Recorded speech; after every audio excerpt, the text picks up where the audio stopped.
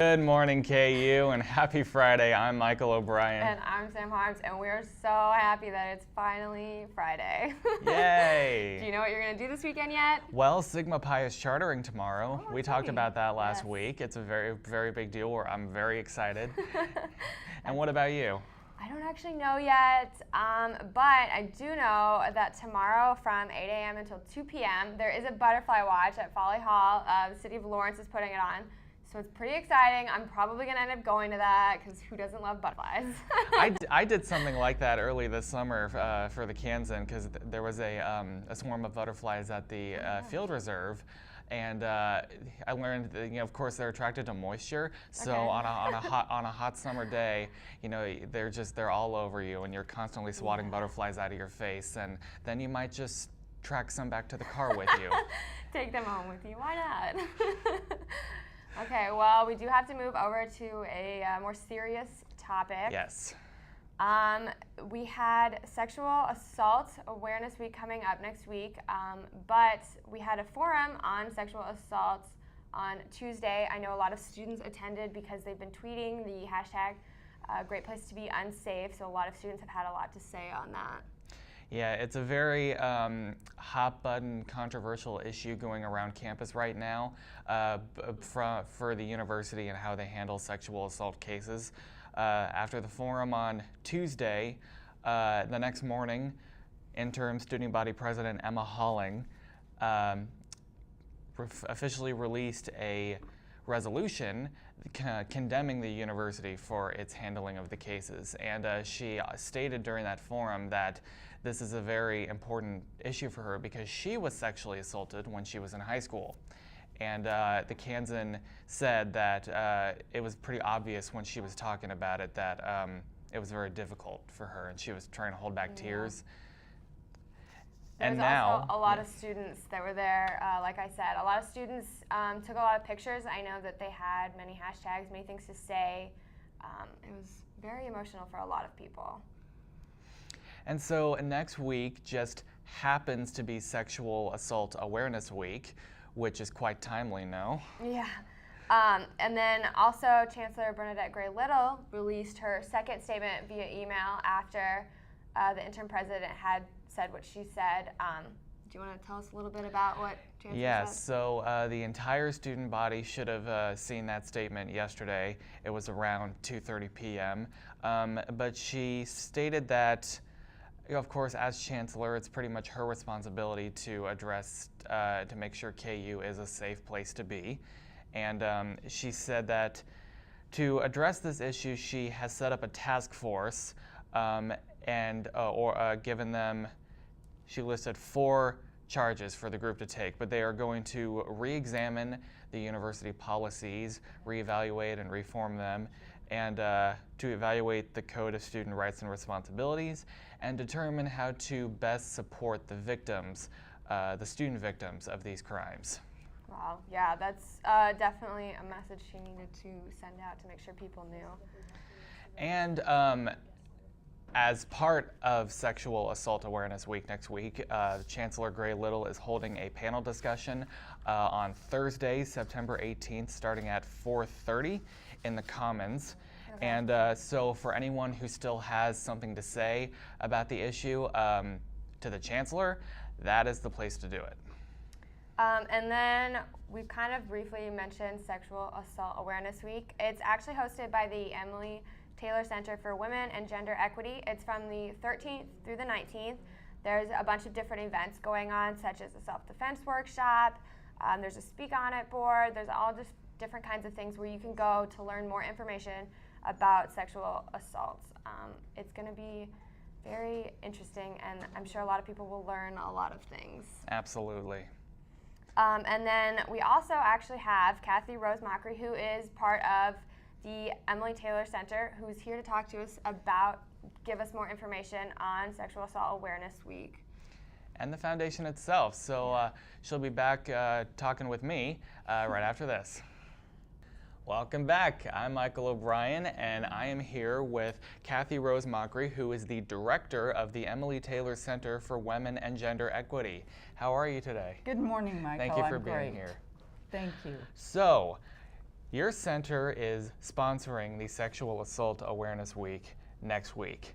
Tell me about what you guys are doing for that. Well, first off, I'd like to say that we are a collaborative endeavor. We have been planning for a while, and there are a number of units that have joined together, which I think is really an important statement, that we see that this is an issue that needs to be addressed not just by one entity, but by the campus as a whole. For instance, Office of Multicultural Affairs, Housing, Diversity and Equity, Student Affairs. I've left off some of the important units. Sexual and Gender Diversity, SILK. So it has been a joint endeavor. We had put this week together with the plan of addressing a range of issues and encouraging people to get involved. Education, I think, is really the starting place. I think is this, the events of this week have been very evident that we all need to be more educated, more aware about the ways we all can have a part in addressing this issue from whatever angle we come at. Now tell me more about your company, if that's what I can call it.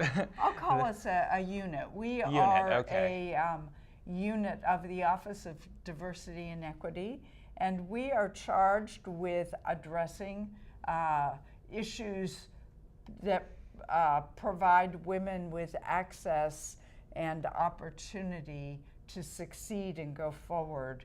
As we know, many things have happened over the last number of years that have made it a better climate for women, but we are by no means done. Women are still underrepresented and still have unequal access to services, to opportunities for them to succeed. But in addition, gender equity is an important part of our title because men need to be included in the process. We need to look at ways men need greater access as well. We know men are not represented in some areas. We know men are not as involved on college campuses, don't access services. So again, those two pieces are really important, a really important part of our mission, making us a part of Office of Diversity and Equity. Now, I know you've probably talked to a lot of sexual assault victims, and for any of them who are here at KU, what might you say to them? I would say there is help out there. We do care. There are so many different individuals and offices on campus that want to be there to support you. We are also very, very fortunate to have some excellent services in the community, including Gadugi Safe Center. Sometime other kinds of instances come up that are triggered by a week like this. For instance, if you have been stalked, if you have been a target of intimate partner violence, for any of those kinds of issues, it can be unsettling. And that includes men as well. We know men are victims/survivors of these kinds of crimes as well. Please talk to somebody, please get support, and please don't suffer in silence. This can be very difficult. Don't suffer in silence. Those are the words to remember. Yes. Well, that is Kathy Rose-Mockry, Director of the Emily Taylor Center for Women and Gender Equity. Thank you for being here. Thank you. Please come out next week. Please get involved. We need to see you all. We'll be right back with the news. Good morning, I'm Grace Haverty. And I'm Brianna Johnson, and this is your Friday Good Morning KU News Update. This morning we have breaking news. The Douglas County Courthouse has been evacuated due to a suspicious package, according to 92.9 The Bull radio station. We are waiting for more information to be released.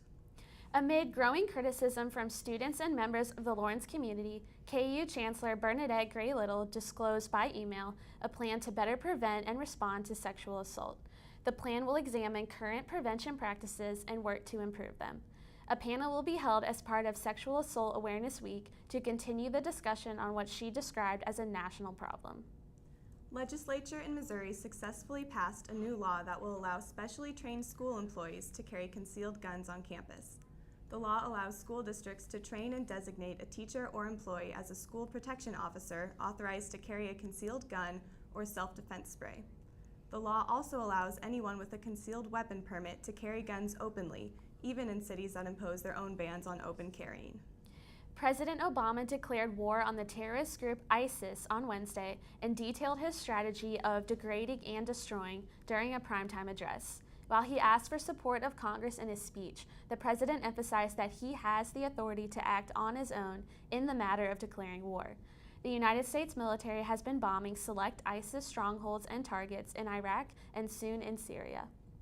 The Ray Rice scandal continues as reports emerged that Ray Rice told NFL Commissioner Roger Goodell in June that he struck his then-fiancée in an elevator.